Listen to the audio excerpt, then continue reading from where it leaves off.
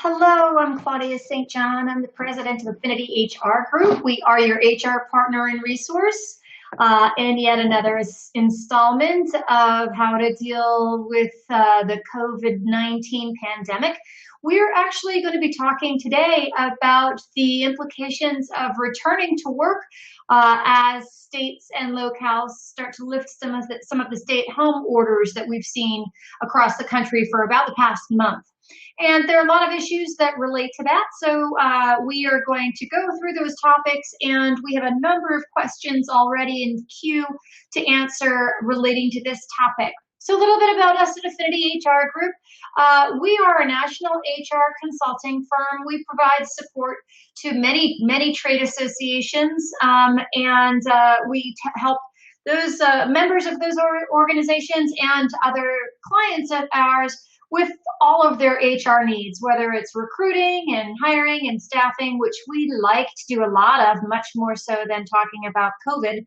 But we're headhunters. We help with policies and handbooks. We help with your sticky, thorny HR issues that you might have with employees.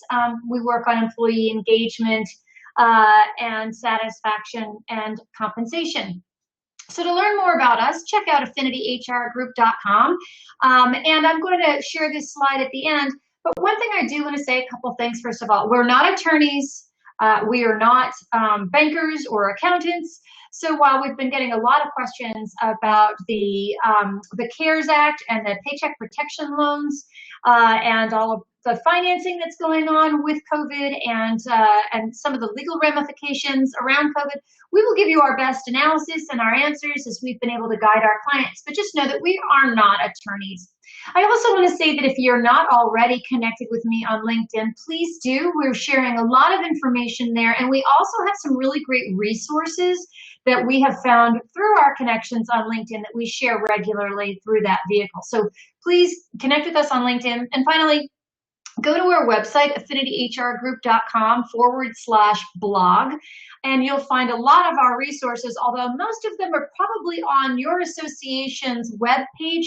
Most of the associations that we work with have a very robust COVID-19 resource page for their member clients, and we have been working hard and diligently to provide your association with that content as well as we come across it. So all of the ways that we can work together. Before I get started, I also want to remind you of one thing that I have, it's sort of a drum that I've been beating regularly, and that is, you know, we've never been through this before. I'm surprised that I am developing, or we at Affinity HR Group are developing a level of expertise on this subject. We didn't even know it existed as of 8-10 weeks ago. But here we are, all learning how to deal with this. And what I will tell you is that we just are making it up as we go along. This is rubber bands and bubble gum. Not us specifically, but all of us, because there is no rule book for how to handle a global pandemic that shut us down with no warning whatsoever. And so as you're drafting your policies and as you're crafting your solutions, as you're dealing with the workplace issues that you are having to work with in light of COVID, just know that you're not setting a precedent. We are really just trying to get through this one moment in time, and we will get through this moment in time. It is a moment in time. Now, what happens afterward may be a little different than what we had before, but know that whatever you can do to keep your business operating and your employees safe, that's really the most important thing. And we can work the rest of it out at another time. And the other thing I want to say is, it's a scary time for everybody. As business leaders, we encourage you to remember that folks are scared. So if you can share empathy with them, care, consideration, and grace, and know that if they're afraid, they're looking to you to see if you're afraid. So this is a moment for you to be courageous, to be supportive, to have empathy, and to have care. I know you're all doing that already, but sometimes it helps just to remember that as a leader, all eyes are on you. So how you respond really sends the signal of how folks should respond in kind. One thing that I find very concerning about this rush to open businesses back up While I absolutely understand why this is coming to pass, we need to get the economy up and running. We really, with the levels of unemployment and the market indicators as low as they are right now, we need to get out of this as quickly as possible. And as a result, it's really more of an issue of economic need that's causing municipalities and states to open back up for business. It's not because COVID has gone away. It hasn't. It's very much still out there. One of the big kind of mind-blowing issues that we're dealing with at Affinity HR Group is we're answering calls on how to reopen and how to prepare to go back to work, but we're also answering more calls from clients whose employees have come down with COVID. So we're in this weird stage where the virus is hitting now. We're taking calls all the time right now because either a client who was on site is sick, or an employee is sick, or an employee was exposed, and how do we deal with that situation? An employee's child is sick. All manner of combination of exposure that is happening right now as we talk about opening back up again. So I present all of this information from the perspective of we are opening up in the middle of a global health pandemic. While we're doing it and we know we're doing it, we need to be mindful of that fact and try to do it as safely as we possibly can.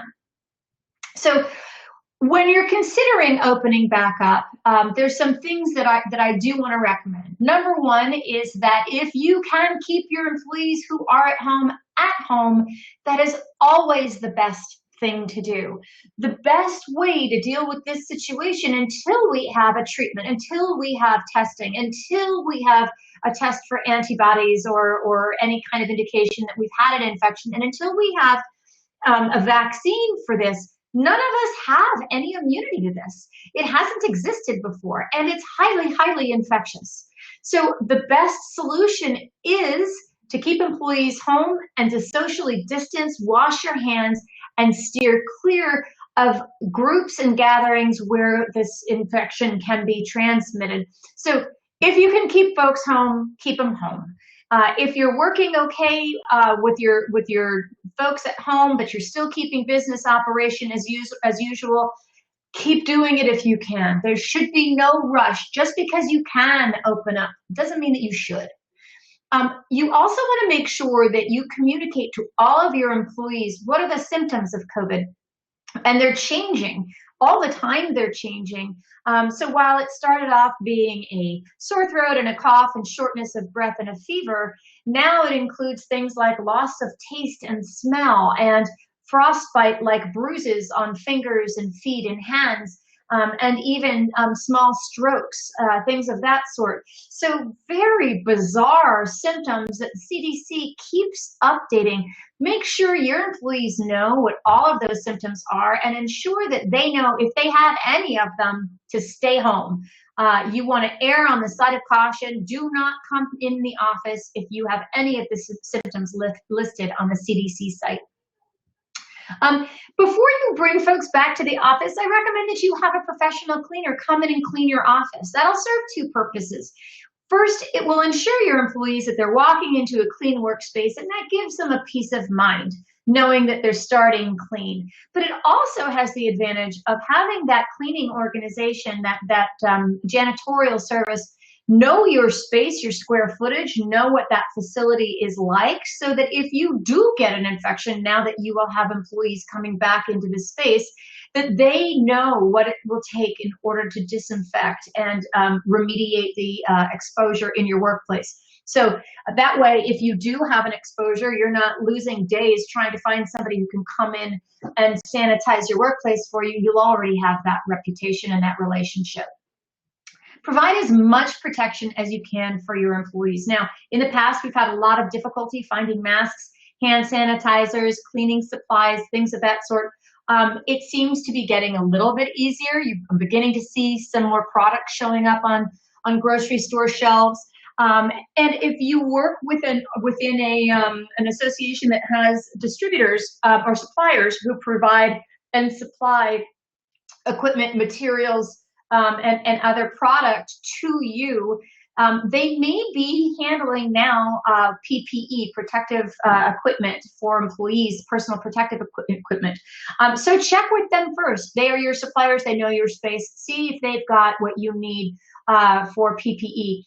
If that doesn't work, a lot of the promotional products companies that handle things like merchandise, apparel, business cards, things of that sort, they are now importing a lot of PPE and sourcing a lot of PPE that's being manufactured stateside, and are selling that as well. So if you can't find any stuff and your suppliers, your normal avenues for supplies don't have any, check with your promotional products folks. And also, here's a tip: if you go that route, it's very easy to sell this product. It's really hard to source it, and a lot of these masks and gloves and things are getting hung up both in Chinese customs because they are trying to confiscate all of the medical grade equipment for their own use in China, but also it's getting hung up in the ports here in the United States as FEMA and governmental agencies try to manage the quantity of products that comes in. So the best advice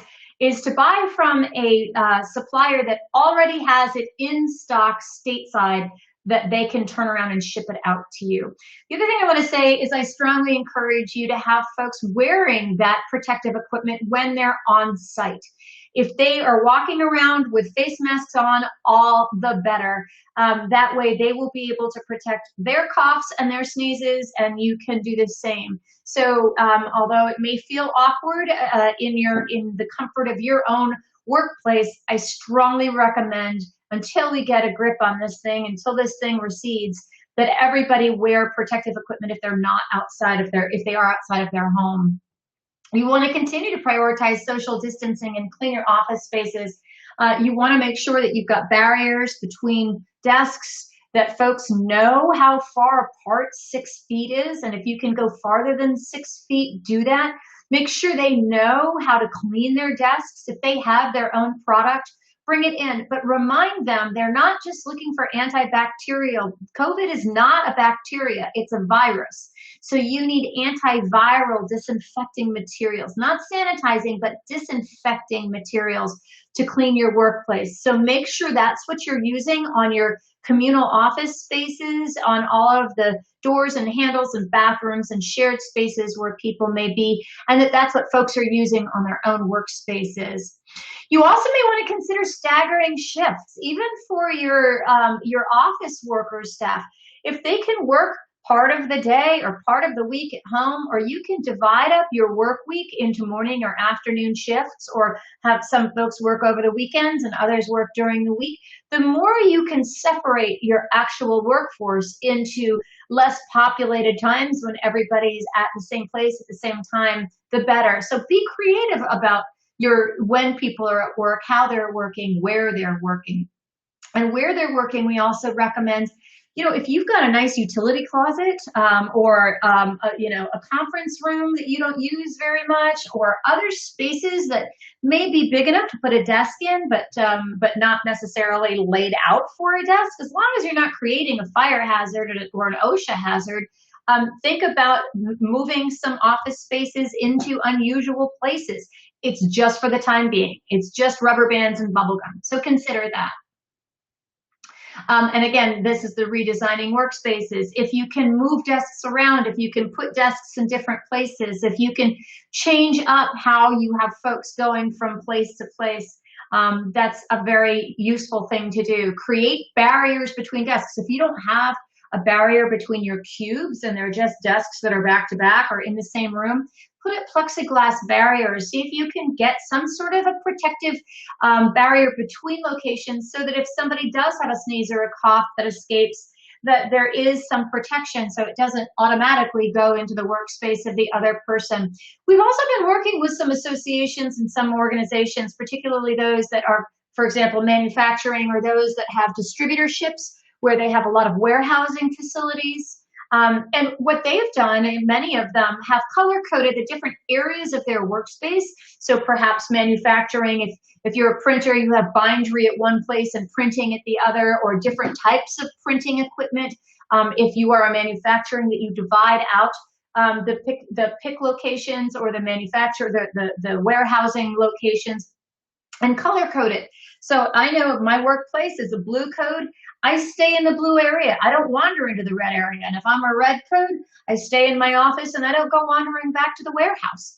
That way we're keeping people in the geographic areas where they work and need to be. And that way, if somebody gets sick, you're less likely to expose other parts of the workplace if you've created some sort of a coding system to restrict how everybody moves through and around your workplace. If somebody gets sick, that will make both identifying who has had a high risk exposure, you'll identify them more easily, and it will also help you identify what areas you need to spend a lot of time cleaning as opposed to perhaps just a receptionist or walk-through area. The other thing I want to talk about is if you can restrict public interactions, clients, visitors, that doesn't mean to restrict your commerce.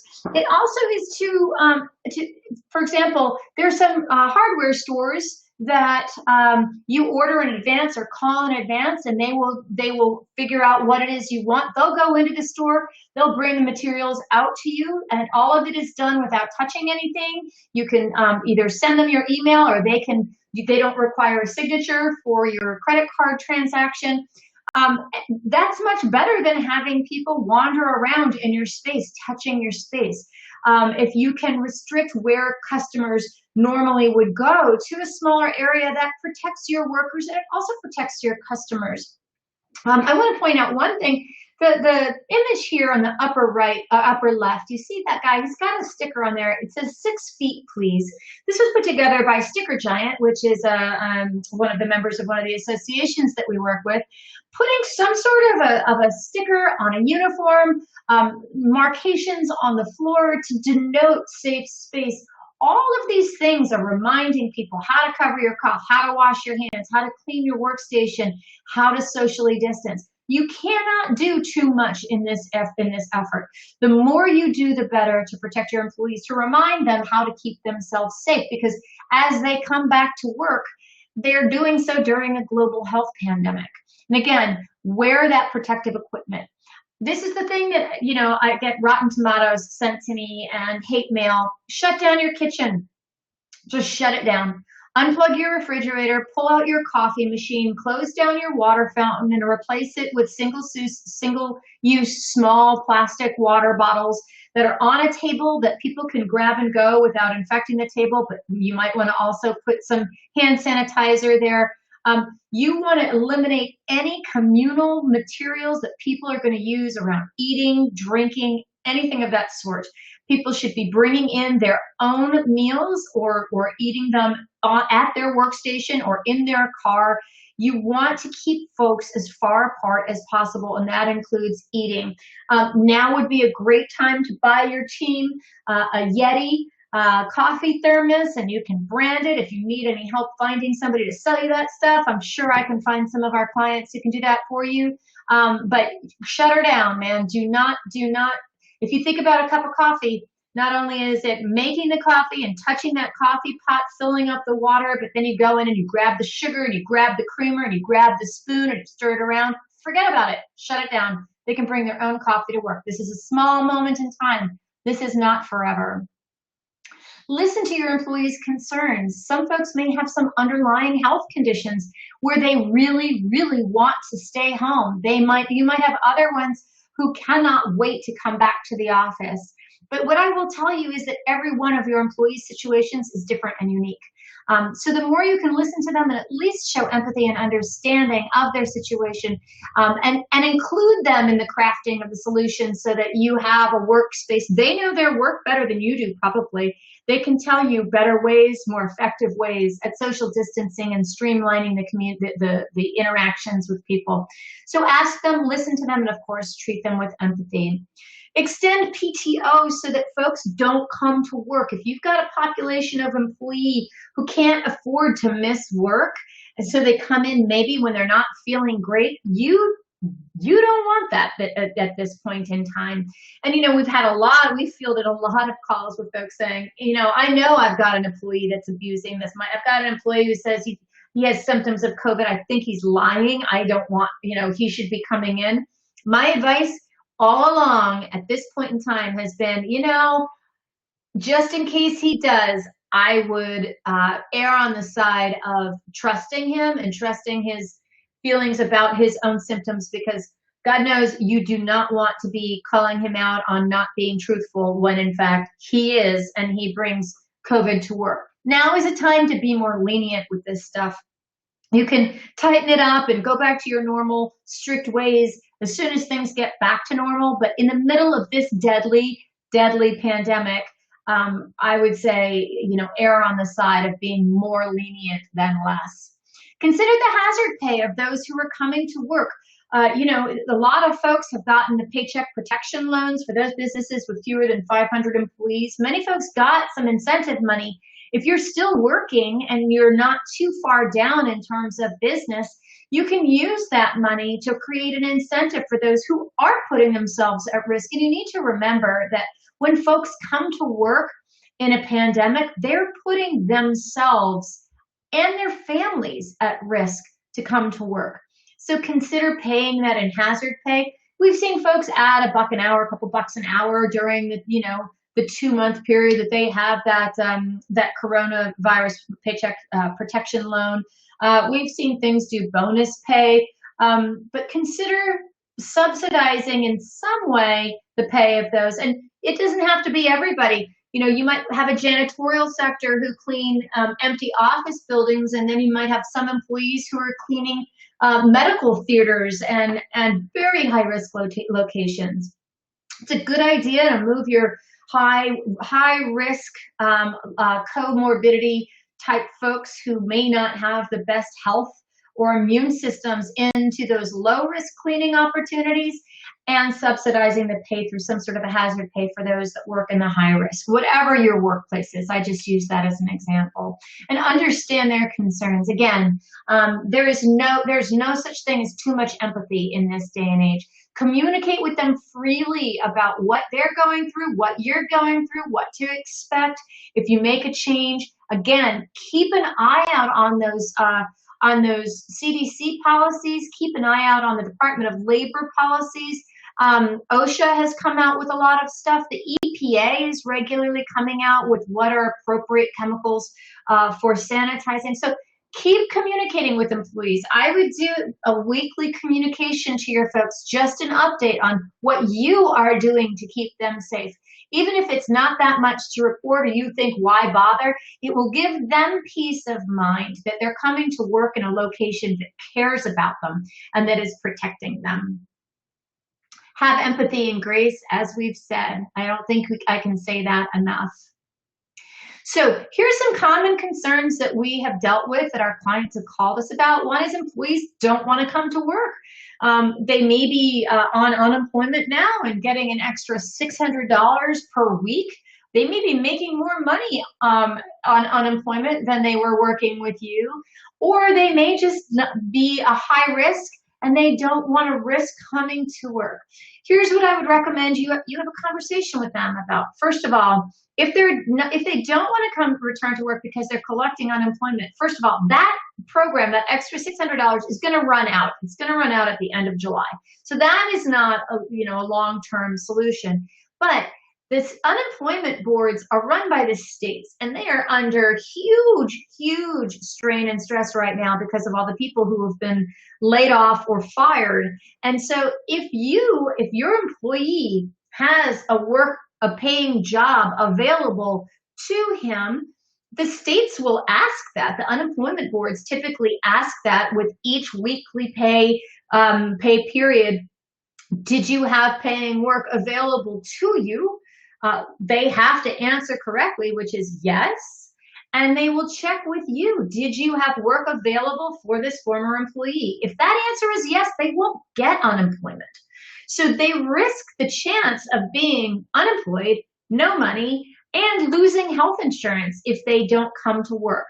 Other than if a doctor says they are a high risk and they should not be at work, that will possibly, if you have a doctor's note, protect them for the Paycheck protection loan, or I'm sorry, for the emergency paid sick leave, but that's only 80 hours of leave. So after 2 weeks of paid time off, there is no vehicle for those folks to get an income. So if you offer PTO an extension, or they have PTO, once they've exhausted their PTO and the emergency paid leave, there's no income out there for them.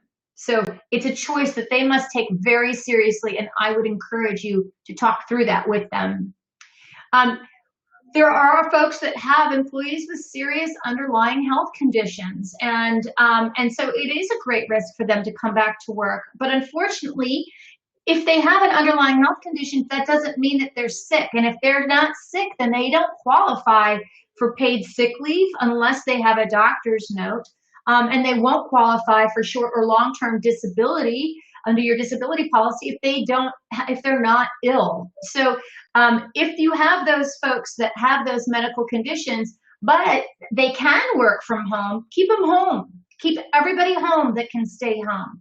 So those with serious underlying health conditions, I would do everything to accommodate within your power. And you can also develop some special PTO for these folks. Even offer a PTO bank. There are going to be a lot of employers who are trying to deal with employees that have all of this built up PTO because nobody's been able to take any time off. They're going to need to use it somehow or another, whether it's rolling it over or paying it out, or use it or lose it, or whatever you do. Consider donating it to the folks who have serious underlying health condition. This is a revolting development. We've tackled a few calls this week alone of employees who had COVID, went through the process of recovery and stayed out the requisite amount of time, which is 72 hours post fever and improvement of respiratory health, and 7 days past the onset of the initial symptoms. They got better. They got a release from their doctor to go back to work. They got back to work. They got sick again.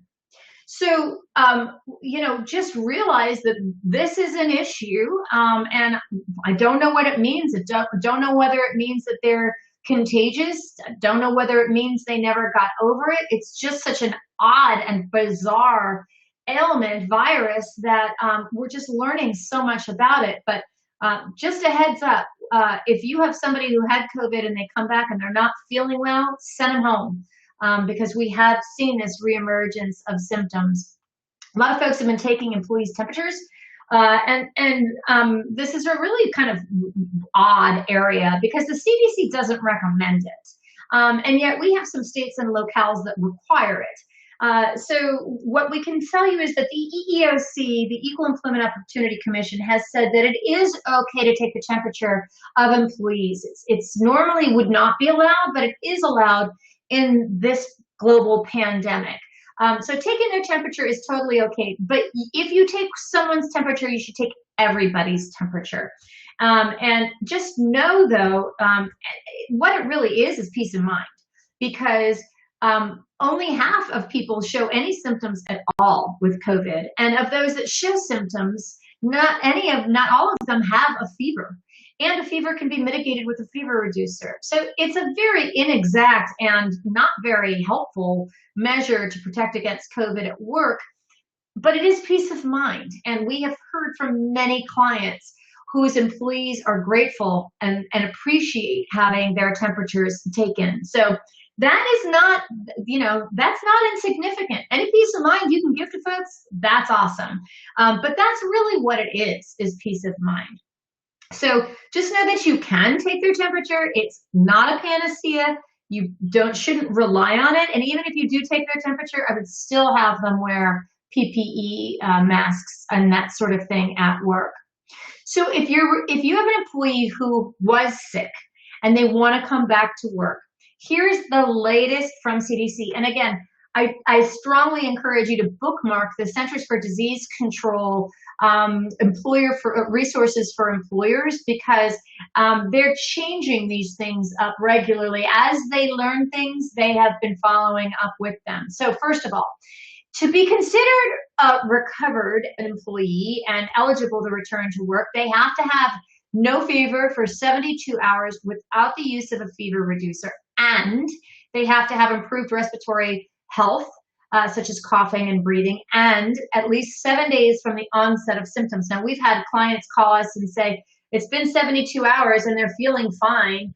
Can they come back? Well, no, it still also has to be at least 7 days from when they got the fever in the first place. So all three of these things must be met. Now, if you had somebody who tested positive for COVID, and not a lot of folks have, but for those lucky few who tested, well, it's not, they're not lucky to have tested positive, but for that lucky few that got tested, and that unfortunate few who got tested and became positive, they have to satisfy all of those points above: no fever for 72 hours, improved respiratory health, and at least 7 days from the onset of symptoms. But they also have to have 2 negative COVID tests once they are on the mend, taken at least 24 hours apart. So you have to have 2 negative subsequent COVID tests if you previously tested positive for COVID. So this is what you want to pay attention to.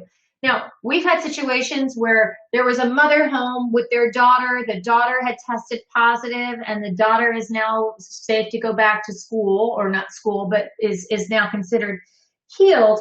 Can the mother come back?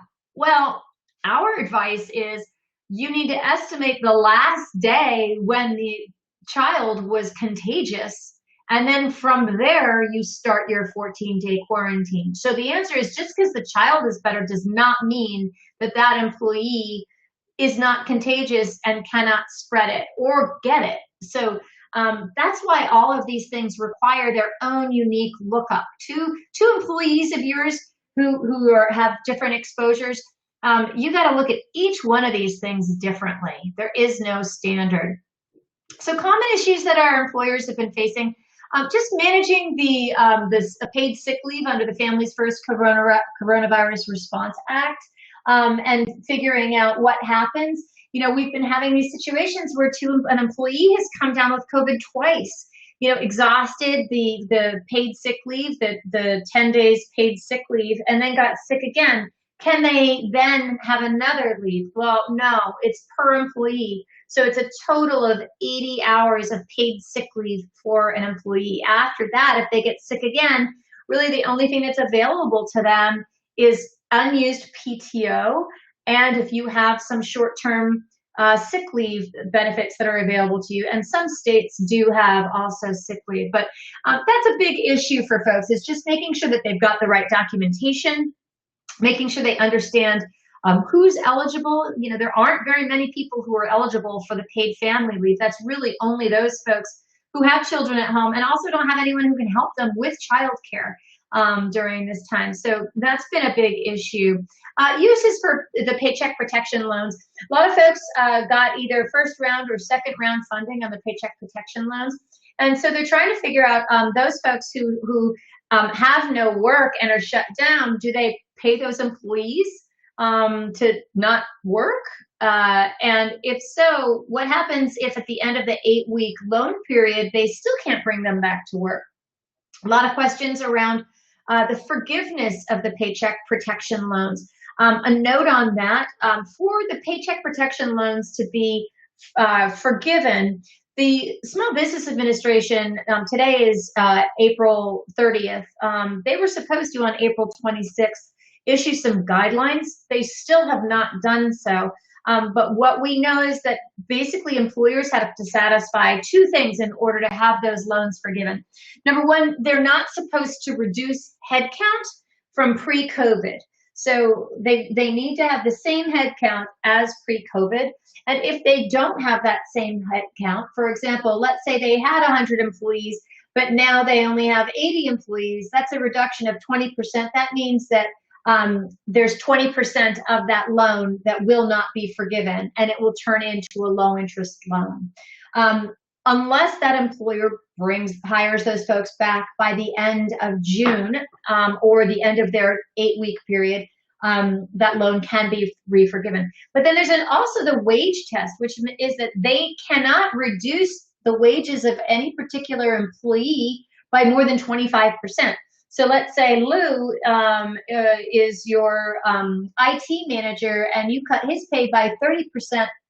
You have to add anything over the 25% sort of grace period to that loan. So let's say if you cut it by 30%, you need to apply 5% of lieu's wages, and whatever that dollar amount is, you need to add that to the loan that you cannot forgive. So if that's, say, $2,000, then that's an additional $2,000 of that loan that will not be forgiven.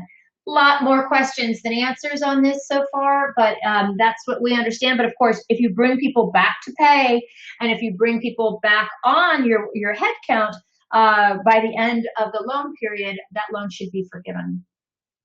Unemployment insurance benefits. Lots of questions around this. What if they're part-time? What if they work part-time for us and full-time for somebody else, or the other way around? How does it work? It's a state-by-state program, so you need to check with your own program. But most unemployment insurance programs will look at and provide some level of benefit for partial reductions. So reductions in pay, or if you lost one of your jobs and you still have a couple of other jobs, you can get benefits for whatever measure of your normal employment you no longer have. So you can collect unemployment for that period. That unemployment, currently, whatever that level is, whatever dollar figure you would qualify for, you can add $600 to that weekly benefit. So that's a huge, huge benefit that's out there. That is only through July, the end of July. So that's not an indefinite benefit. And the states have, the federal government is expanding most states' typical unemployment, which is typically 26 weeks. The federal government extended that by 13 weeks. So there's a total of 39 weeks of eligible unemployment right now. And again, you just need to remind folks, if they have a job available to them, if you're willing to hire them back at previous pay, that they need to take that. Most states will not provide unemployment benefits to an employee who has an opportunity to work. Workers' compensation is a dodgy thing. There are a number of states that are looking at funneling the cost of COVID treatment, medical treatment, through workers' comp. Illinois, for example, put something in place whereby anybody who was working for an essential business, no matter what that essential business was, anybody who gets COVID, no matter how they got it, if they were working for an essential business, it will be assumed to be work-related and run through your workers' comp. Now, that was alarming to many, obviously, because what would that do to your workers' comp rates? But some states are doing it simply as a means of tracking and paying for that coverage and having that reimbursed through the federal government. So it's a state-by-state thing. Just keep an eye out. The most important thing you want to make sure is whatever your state is doing, if they're doing something like this, where it's automatically being a workers' comp claim, you need to make sure that it's not going to affect your workers' comp premiums. The other thing that we did learn is that the $600 of the unemployment insurance benefit should not, the federal bump, that $600, should not affect your unemployment insurance premiums, your assessment. So you should be safe from that, at least. OSHA has released a number of new guidelines in terms of whether COVID is reporting, and they do say that it is a reportable offense, but whether it would be fines, whether it requires remediation, there are lots of questions around that. So we are not OSHA experts at Affinity HR Group, so I'm limited in what I can advise on that. But I can tell you, I spent just 3 hours of my life this week reading through the OSHA guidelines to see what I could figure out and what I could understand. They are updating their recommendations in terms of reporting, in terms of remediation, in terms of how to disinfect, in terms of how to make sure that if you are opening your company back up, that you are taking appropriate workplace protections to ensure that folks don't get sick, which would include, obviously, social distancing, staggering work times, staggering work duties, the PPE stuff. So if you're opening back up, if you have not been open and you're opening back up, you want to spend some time checking out OSHA guidelines. And then there are the legal risks. If you open back up, Georgia, for example, oddly enough, we got probably 5 or 6 calls last week from businesses in Georgia. At the same time that Georgia opened up. So I'll be watching that state just to see what those infection rates look like. But these things are happening at the same time. And so there's a real concern that, you know, businesses that open up will face legal challenges and legal risks because the risk is still out there of getting COVID. So I would strongly recommend that folks figure out what they can do to minimize their risk. Congress right now is, of course, battling this out. Republicans would like to provide some legal reprieve to businesses who open back up. The Republicans want to provide protection for businesses that open up. Democrats on the other side want to make sure that employers don't act irresponsibly and put their employees at risk when they open up. So it's a dance that's going on. You can expect to hear more about it. Finally, as we talked about, a lot of folks are going to have some unused paid time off at the end of the year. So you might want to be thinking about what to do about that. You know, I think if you don't normally allow folks to carry it over or to pay it out or to roll it over to advance it, I would recommend that you, you know, whatever you do this year, you don't have to do next year, and it doesn't have to be what you did last year. This is rubber bands and bubble gum. But I would also recommend that you think about things like allowing your employees who are sick or who have health conditions that can't come to work, maybe borrow PTO from future payrolls. Consider having every employee donate, you know, a few hours of their PTO to an employee who is sick or an employee who cannot work because of their health condition. So be creative around PTO.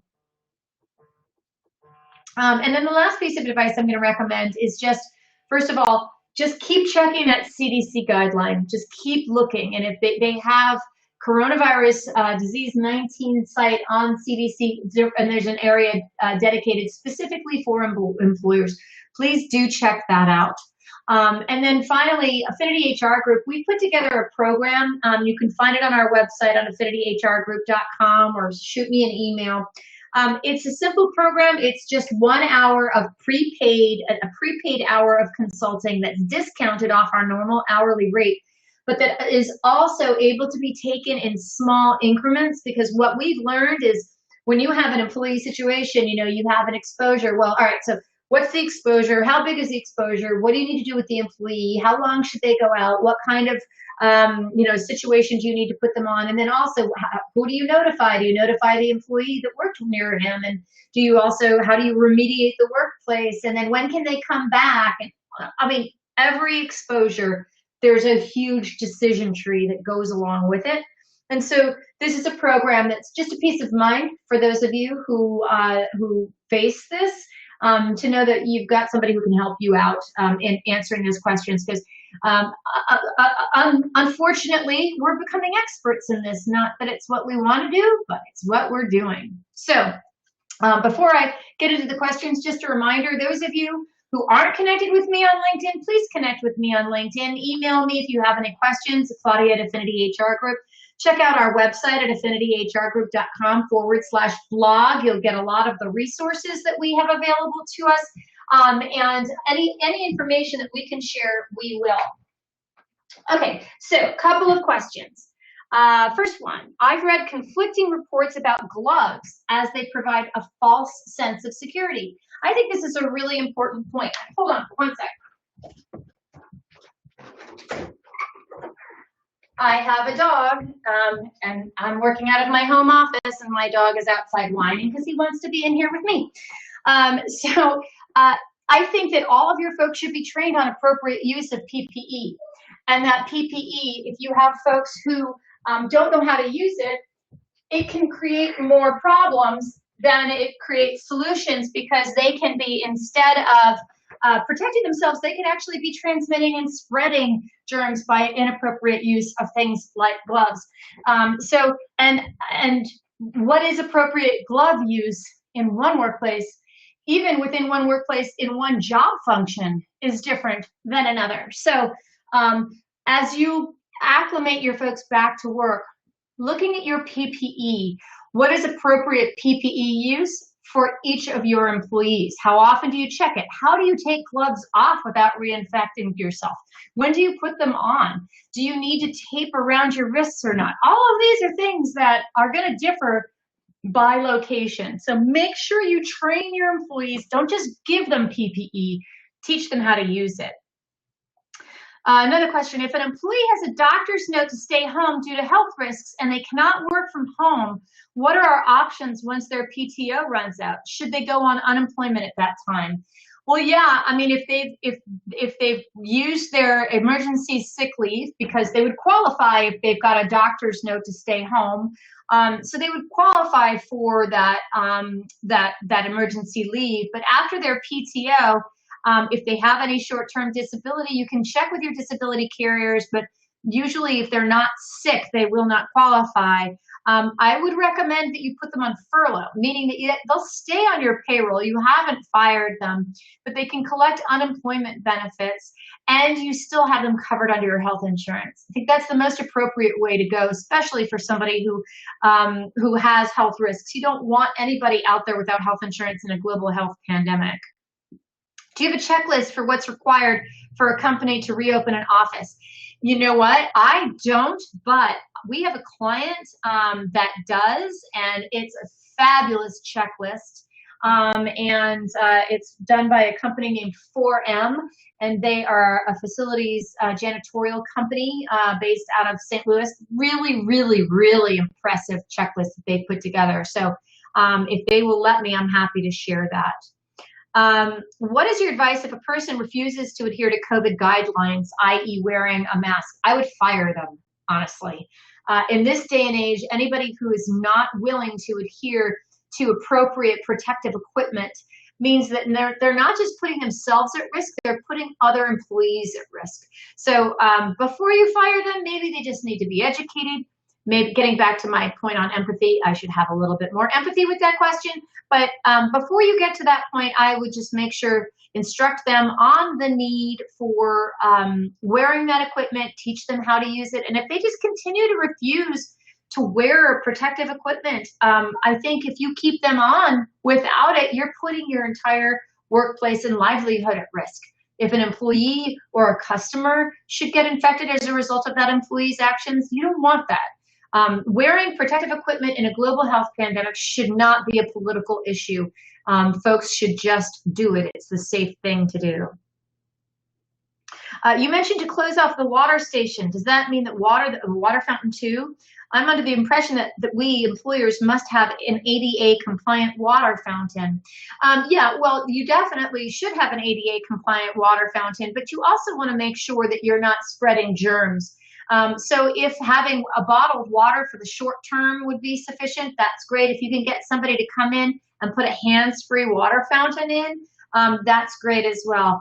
I'm just encouraging you to look at the places where you have the potential for added infection and added exposure, communal areas. So I'm not asking you to be non-compliant with the ADA. I'm just asking for you to be creative right now so that folks aren't putting their mouth close to a piece of metal that somebody else put their mouth next to.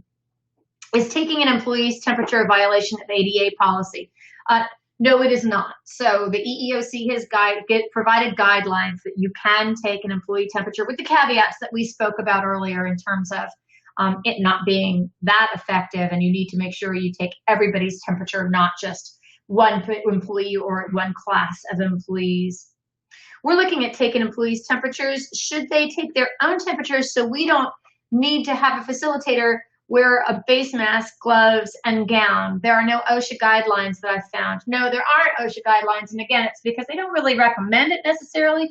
But I think because it's really peace of mind, I think it's fine to have employees self-report what their temperature is and have them simply write it down or let you know. Recognizing that, you know, different people's temperatures are going to be different. You know, my sister's temperature, her normal temperature is 96. It's the oddest thing. I didn't even know that was a thing, but apparently that it is a thing. So different thermometers are going to read differently. But again, this is really more for peace of mind than anything. So do what you need to do just to make sure that that you're doing something that makes folks feel better. We take temperatures every morning at the beginning of their shifts. Members have been very receptive and have thanked us repeatedly for doing so. We also remind them of other symptoms and tell them to stay home.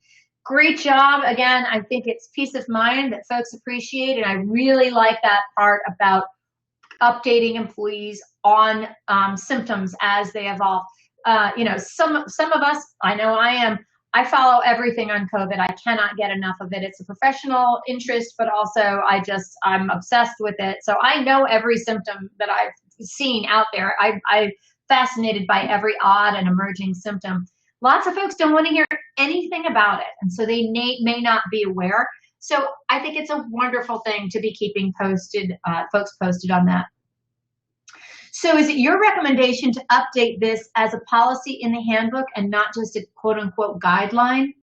I don't think you need to be updating your employee handbook at this point. You know, we are rubber bands and bubblegumming our way through it, and it doesn't need to be something that's encased in some sort of large, you know, business policy. But I think posting them as you develop them and emerge them and change them, I think that's appropriate. So put them on your bulletin board, put them on your internal employee platforms, hand them out.